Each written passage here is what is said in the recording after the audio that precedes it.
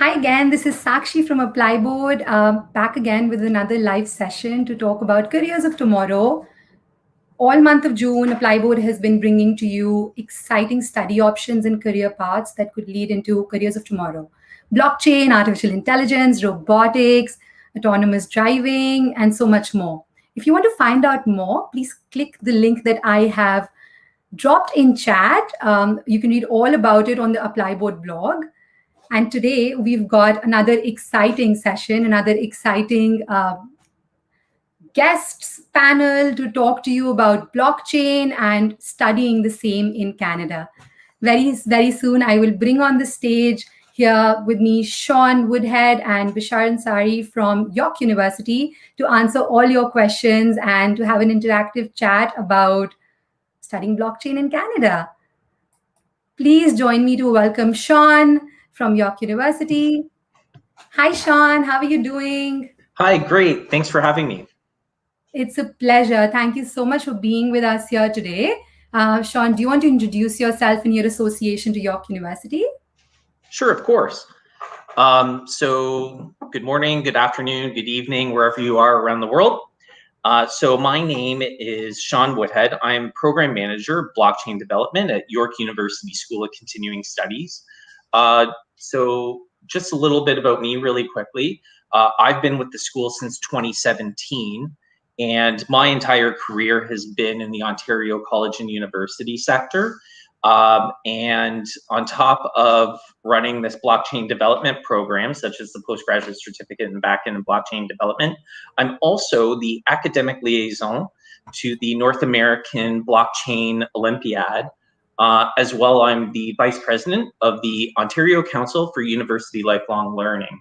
So when I'm designing and leading the instructional team for delivery of a program such as this, we're very focused on putting together and delivering a curriculum that's really tied to the occupational competencies that one should be able to demonstrate in working in a role such as a software developer and or a blockchain developer. And I look forward to sharing some more details about that today. Thank you so much, Sean. It's really a true pleasure to have you here with us today. This morning, we also had a chat with a professor from Montana State University talking more about blockchain and the prospects of studying it in the United States. I think for our audiences who are looking to study this program or get into this field in Canada, this would be a very valuable conversation. Very quickly, I'll also bring Bishar on the stage for him to do his introductions, and then we can have just you on the stage to ask all the questions. Hi, Bashar. Welcome to a live session with Apply Board. Hi, thank you very much, Sakshi. Thank you for having me and Sean today for this wonderful session. And my name is Bashar, and I look after the Middle East, North Africa region for the York University School of Continuing Studies. So me and Sean will look forward to this session today and answering some of your questions about this program and careers in blockchain. Thank you so much, Bashar. Thank you for being here. We'll just have you in the background and we'll ask some questions to Sean and then we'll bring you back up on the stage. Thank you for being with us today. Thanks, Sakshi. Sean, so I think let's dive right into it. Why don't you tell me first what is blockchain and why should an international student consider studying it? Okay. Well, so I'd say maybe first and most basically, blockchain is simply a ledger that is shared and immutable. And so what I mean by this is that that there's a ledger that facilitates the process of recording transactions between parties and tracking assets in a network. So an asset can be tangible, like a house, a car, cash, some land, whatever, and it could also be intangible. And so examples of it being intangible would be like intellectual property, patents, copyrights, and the like. So really, virtually anything of value can be tracked and traded on a blockchain network. So blockchain really is ideal for delivering that information because it provides immediate, shared, and completely transparent information that's stored on that immutable ledger that I had mentioned. And then it can only be accessed if it's on a permission network. Then it can only be accessed by those permissioned members. So a blockchain network can track orders, it can track payments, accounts, and production, and more. And because members share a single view of the truth, like they're all seeing the same thing, the same information, then what you can do then is you can see all the details of a transaction end to end, giving you greater confidence, of course, as well as new efficiencies and opportunities. And this is really what makes it so cool. It avoids having to duplicate effort in recording. It allows for records to be established without the risk of inappropriate changes or tampering, and it's very fast. Our world, of course, is full of intermediaries where for important transactions like credit card use and buying and selling a house, etc. Blockchain eliminates the need for these intermediaries in the role of a third-party validator. So, I mean, I could go on and on about how this works, but I mean, then I'm gonna be covering half of the program, and then we'll be here until like next week. So I'm gonna cut it at that. But I hope that gives everybody just a sense of what blockchain's about and gives you an idea already about the appropriateness of some use cases for blockchain. Now, in terms of where blockchain is as a use or its use of technology, blockchain is still very much in the early adoption phase. So in North America, we saw some early hype a few years ago. And I think with that hype, there was appropriate and inappropriate use cases for blockchain. A lot of companies just wanted to get on board and say that they were working with the blockchain. What I really like now is that businesses seem to be a lot more discerning about appropriate use cases of blockchain. So in the labor market data, what I see is sustained year-over-year growth for demand in blockchain developer roles. So I should highlight that this is not just a blockchain program, though, the postgraduate certificate in backend blockchain development. This is also a backend development program. So while blockchain development still is in its early adoption phases, Toronto is a massive software development hub. In Canada, we've seen in just the last 12 months alone, over 16,000 new job postings for software developers. Wow. And most of those are in Toronto. On average, a developer is averaging about $87,000 a year, and an entry-level developer can be making in the low $70,000 range. So I mean, for a first job, that's a very good salary in Canada. And so I would say that for those that are here today, if you're looking for a program that's preparing you for the future of work and development while also making you very employable today, I'd say that this is a program that you should seriously be considering. Thank you for that, Sean. I think I'm just going to take a step back here for our audiences who might not have the full context. So York University is in Toronto, Canada. And like Sean mentioned, it is a growing hub of technology. There's so many job opportunities here. Plus, like you mentioned, even the average salary being so good. Plus the program specifically at York University that we're talking about is a good mixture of not only blockchain, but also back-end development, which enables the international student coming in to study this program to kind of have the skills which will get them that future job, right? If I'm correct to summarize what you just mentioned.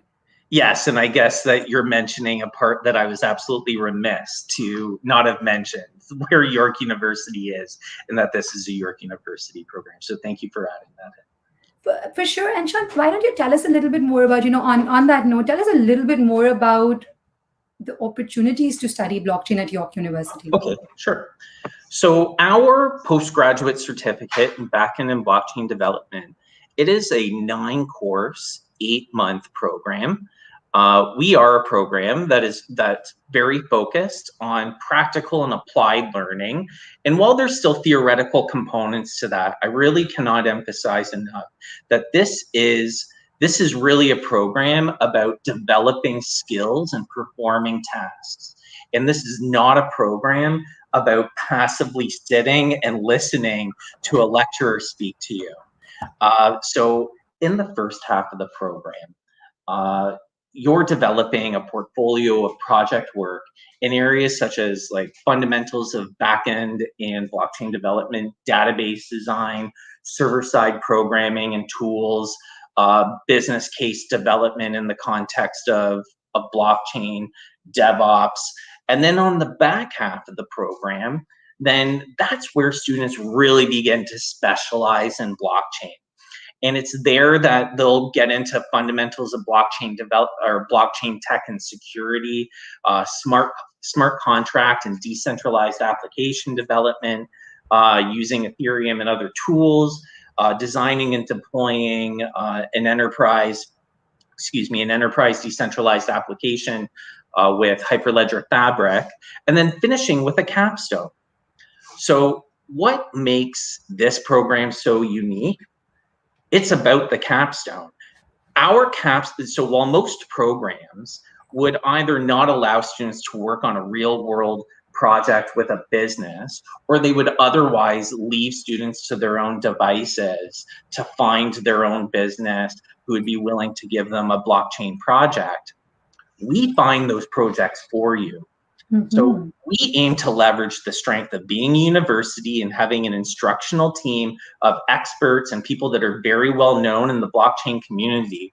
We leverage that to find those projects.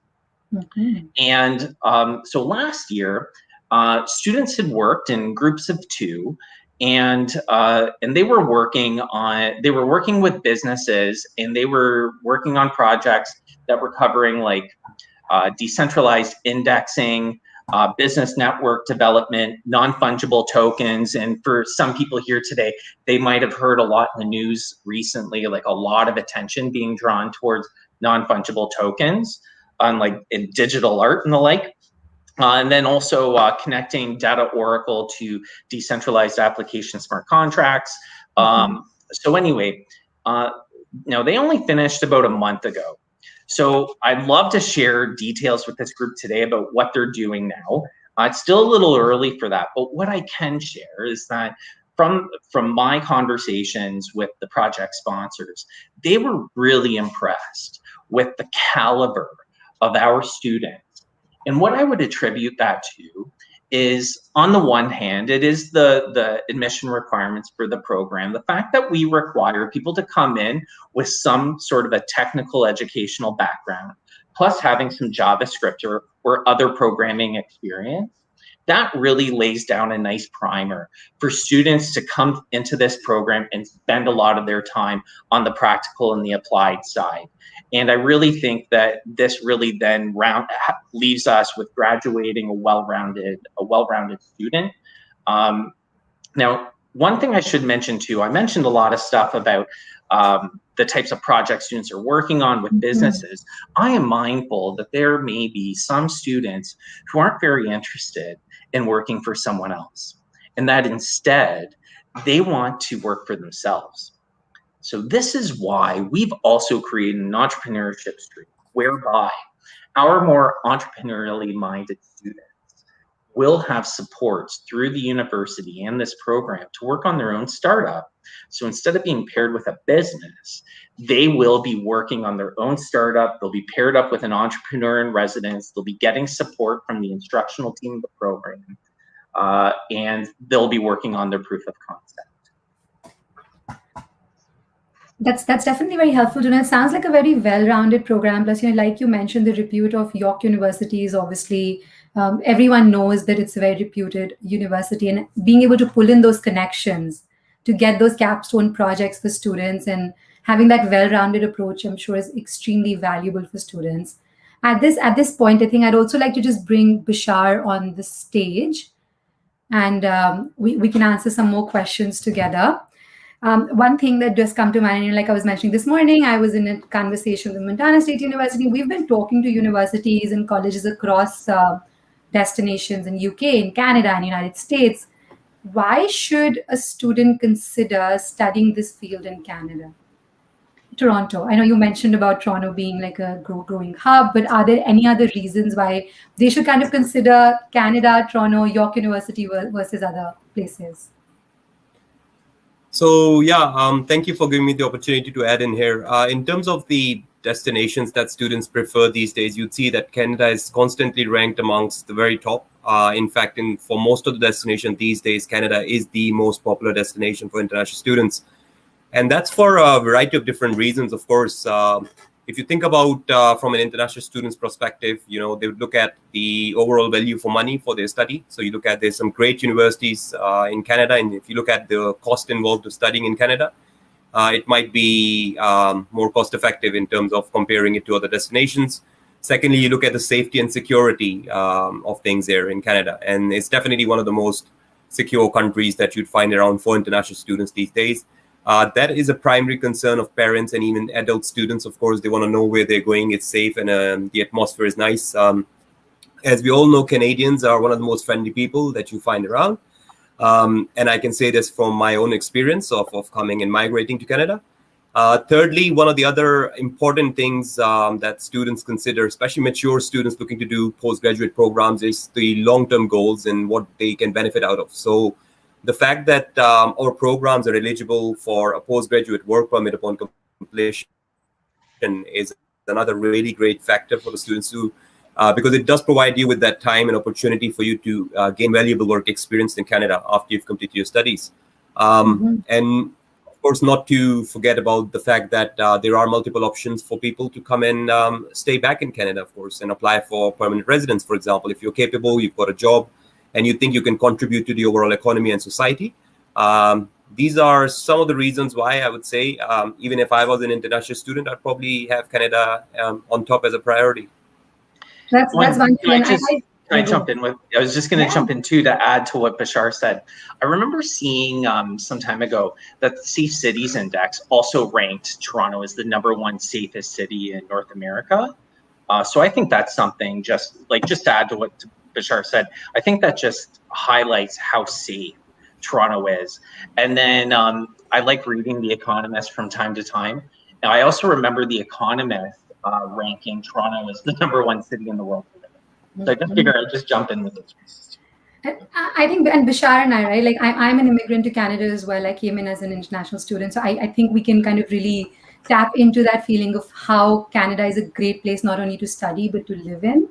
So that does definitely contribute a lot. And Toronto is growing, like you said, #1 city on so many rankings for safety, for growth, for job prospects. So definitely does, kind of bring the consideration set up for an international student looking to study blockchain internationally. Thank you for that. That's really helpful. And a question, I think a question for you then, Sean, and towards the end is, what would your advice for international students looking to study blockchain be? Well, I suppose my advice would be to, first of all, to consider getting in now. And there's a reason for that. So as I mentioned, there's ample opportunities to become a developer in Canada.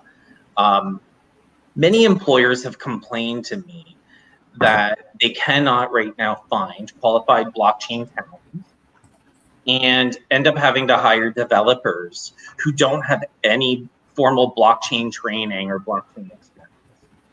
And this program offers both. Now, I'm not certain in a few years from now if it's still going to be the case, or if blockchain will have garnered more attention from more existing developers. So I think strategically right now is a wise time to consider coming in, training, and getting into the development community and working. And I would also say the path into this labor market is fairly straightforward, right? Like, it's apply to the program, become a student, acquire these developer skills, build the portfolio of project work, get the experience through the capstone that then you can also leverage in an interview. In these interviews, they're not asking you so much about what topics did you listen to or where did you study. It's about what did you do? What can you do for me today? And that really informed our curriculum development for this program. And then So you do that, you get the postgraduate certificate, and then you get your postgraduate work permit, and then you look for the software developer, blockchain developer roles, get into the occupation, make some money, live in Canada. It's fairly straightforward. Very straightforward and definitely very attractive. I think it's also kind of helpful to know that because that's why we're also at Plywood, we're talking about careers of tomorrow, because some of these fields actually have a skill shortage. So it's a good time, like you reiterate, Sean, it's a good time to get in now, and you're prepared, you're future proof with a course that will not only give you the right skills but also ensure that you have great employment in the future. And looks like this program that you all have developed at York University is really well rounded to support students with that. And this is I think really valuable information. If our audiences who are watching this now or will be watching this video in the future, if you have any questions, feel free to drop them in comments. Apply Board will be very happy to get the answers from Sean and Bashar and pass it on to you. Also, feel free to explore the program on the Plyboard platform. I have dropped the link in chat. And yeah, I think this is really helpful. There is a question that came about in chat. I think, Sean, this might be, I know you touched upon this briefly, but this might be helpful for Chetan Katal, who's asking this. Is blockchain technology used in cryptocurrency transactions? Absolutely. And in fact, I think that may be what actually generates some of the initial interest in the program. And of course, right now, Bitcoin's in the news every day, so is Ethereum, Dogecoin. I don't know how many of you listening right now were wise enough to invest in Dogecoin. I certainly wasn't, and I wish I did now. But anyway, yes, that is that's a very common use case. And Ethereum is certainly a component of this program. Students are working with Ethereum in CSBC 2010, which is the Smart Contracts and Decentralized Applications course. What I will say, though, is that even though cryptocurrency is part of this program, it is not the focus of the program. And the reason it's not the focus of the program is because when you're working out for, say, an enterprise somewhere as a blockchain developer, you're not going to be creating cryptocurrencies. You're going to most likely be working on building and maintaining a permission network in an enterprise environment. So thanks for taking that question, Sean. I think it's really helpful to know. And if we do get more questions, we'll be sure to pass it on to you and Bashar to be answered by the experts directly. Thank you so much for your time today. This was a wonderful session. Thank you for telling us all about the exciting program that you've launched at York University, the benefits of studying at York University in Toronto in Canada. And yeah, this was a great session. Thank you so much for your time, both of you. Thank you for having me. Thank you, Sakshi, for having me. Thank you, Bashar. Thank you, Sean. This was another session with Apply Board. Feel free to check out our other live sessions and workshops that we've been doing all month of June to focus on careers of tomorrow. If you want to learn more about robotics, artificial intelligence, blockchain, like a session we just did right now, autonomous driving, go to the Apply Board blog and find out more about the exciting study and career options. And be sure to talk to your recruitment partner about how you can enter these programs. And that's it from me today. Thank you so much.